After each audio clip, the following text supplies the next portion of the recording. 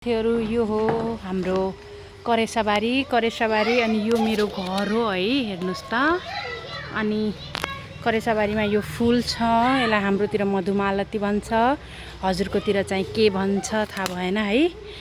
यो फुल हेर्नु त, एउटा अचम्मको कुरा के भने यो वैशाखमा पनि हजारी फुलिरहेको छ। हेर्नुस् यो हजारीको फुल यस्तो राम्रो फुलेको छ ढकमक्क है। यो चैतको अन्तिममा हो भनेर बिलिभ गर्नुहुन्छ त।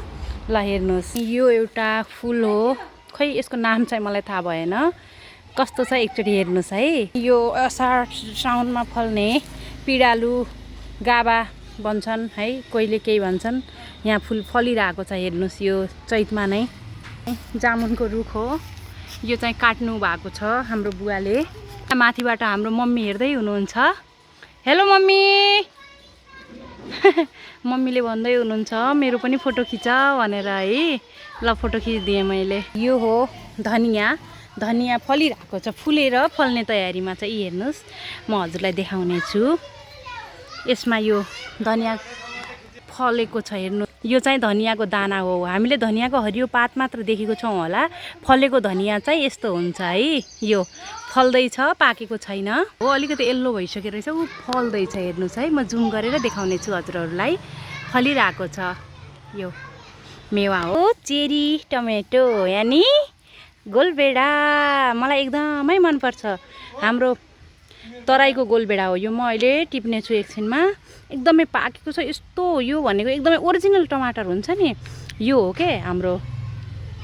यो मेरो बुवाको मेहनतको फल हो। मेरो बुवाले हरदम आफ्नो अमूल्य समय यही करेसाबारीलाई दिने गर्नुहुन्छ। यो के को बुटा हो मलाई खासै जानकारी भएन। चाहिँ उखु हो, केरा बुवाले नै रोप्नु भएको। बुवाले एकदमै मेहनत गर्नुहुन्छ यो केराहरूलाई जोगाउनलाई। पानीहरू चार्नुहुन्छ, गोडमेल गर्नुहुन्छ, मलको व्यवस्था गर्नुहुन्छ। यो बथुवाको साग हो, यसलाई बेथे भन्छन्। एकदमै लाभकारी र स्वास्थ्यको लागि एकदमै राम्रो हुन्छ। यो चाहिँ हामीलाई चिसो भगाउनेदेखि लिएर धेरै राम्रो काम गर्छ यसले स्वास्थ्यको लागि। चाहिँ हजुर हाम्रो घन्टीको फुल हो, फुलेको छ। यी यस्तो धेरै फुलेको छ। यो त्यहाँ हेर्नुहोस् माथि फुलेको छ है। चेरी टमेटोहरू ठाउँमा फुलेको छ एकदमै। यस्तो झारहरूमा मौलिन्छ, फल्छ है यो चेरी टमेटो यानि गोलबेडा। शुद्ध नेपाली टमाटर यही हो। यो एकदमै तराईतिर चाहिँ धेरै फल्ने गर्छ। लसुन एकदमै रेडी भइसकेको छ, अब यसलाई उखेल्न थोरै बाँकी छ है। हो कागती एकदमै मिठो हुन्छ, यो पनि फल्न तयारी छ। म हजुरलाई देखाउने छु हेर्नुहोस्। यो यसमा दानाहरू लागेको देख्न सक्नुहुन्छ हजुरले। यो हेर्नु है, यो चाहिँ सानो सानो दानाहरू फलेको छ यसमा। त्यसै गरी यो हो पुदिना, हाम्रो बाडीभरि लटरम्मै फलेको। यहाँ हजारीका बोटहरू पनि छन्। अनि त्यहाँ एउटा रोजको गुलाबको फुलमा राम्रो गुलाब फुलिरहेको छ। ओहो केराको ठुलो घारी।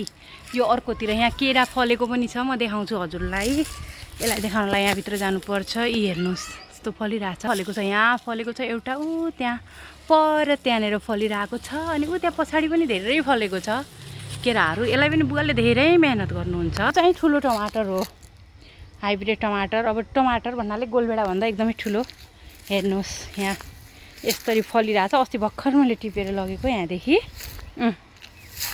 यो हेर्नुहोस् यता यो यस्तो छ, ठुल्ठुलो दाना फलिरहेको छ। यो अब लास्ट फल हो यसको, अनि मुर्छाइसकेको छ टमाटर सबै। यो हेर्नु एजे होलमा हाम्रो करेसाबारी। यो हाम्रो घर हो, घरसँगै 1.5 कट्ठा जग्गामा करेसाबारी अवस्थित छ। अनि यो फुलहरू यो एकदमै मेन रोडमा हाम्रो घर छ।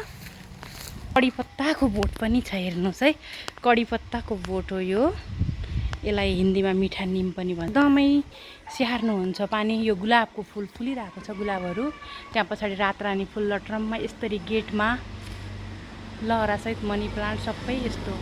यो घरको एरिया यसरी, योगा बाडी। यो हो खुर्सानी फुल भन्छ यसलाई। यो एकदमै राम्रो हुन्छ पूजा गर्दा पनि। अनि यसको हामीहरू बच्चामा के गर्थ्यौँ भने यसलाई टिपेर यहाँभित्र गुलियो पदार्थ पाइन्छ, त्यो चाहिँ खान्थ्यौँ। तर अहिले चाहिँ टिप्न मिल्दैन है। योहरू क्याक्टसको बोटहरू भयो। आजलाई हाम्रो करेसाबारी को भिजिट यति नै। नेक्स्ट भिडियोमा अरू देखाउनेछौँ। Thank you so much. यो एरिका पामहरू पनि